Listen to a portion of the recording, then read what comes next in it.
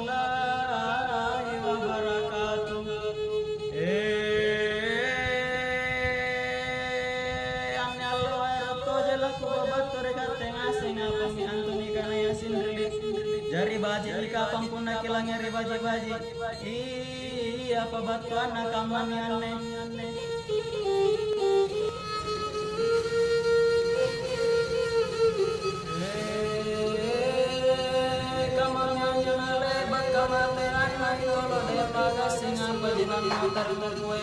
Halo, kawasan Belanda yang hati,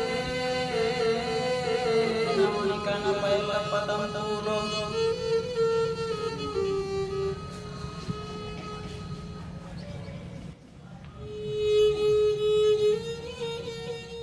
Pada kesempatan kali ini saya akan menjelaskan tentang alat musik ini. Di Makassar alat musik ini disebut kesok-kesok atau orang juga umum menyebutnya sebagai kerek-kerek galang. Kenapa disebut kesok-kesok? Karena dari segi permainan memang ini digesek, dan kesok itu berarti menggesek. Kemudian alat musik ini alat musik gesek yang bahannya juga memerlukan bahan khusus. Seperti pada bagian perut ini terbuat dari kayu nangka. Alat musik yang menggunakan material dari kayu nangka itu kemudian bisa menghasilkan suara yang maksimal. Di bagian perut kesok-kesok ini di dalamnya ada rongga. Jadi ketebalannya kurang lebih seperti ini. Kemudian bentuknya menyerupai jantung pisang. Dan rongga yang di dalamnya itu memang dipahat sedemikian rupa, kemudian sampai terbentuk cekungan. Nah, dari situ kemudian ditempel membran dari kulit kambing. Nah, persoalan membran juga berpengaruh untuk menghasilkan suara karena resonansi bunyi yang dihasilkan dari kulit kambing semacam ini yang kemudian bisa maksimal. Dan kemudian ada penggeseknya. Penggeseknya ini tidak membutuhkan kayu khusus, bisa kayu apa saja yang penting kuat. Dan ini yang penting, bagian yang menghasilkan gesekan itu dari rambut ekor kuda.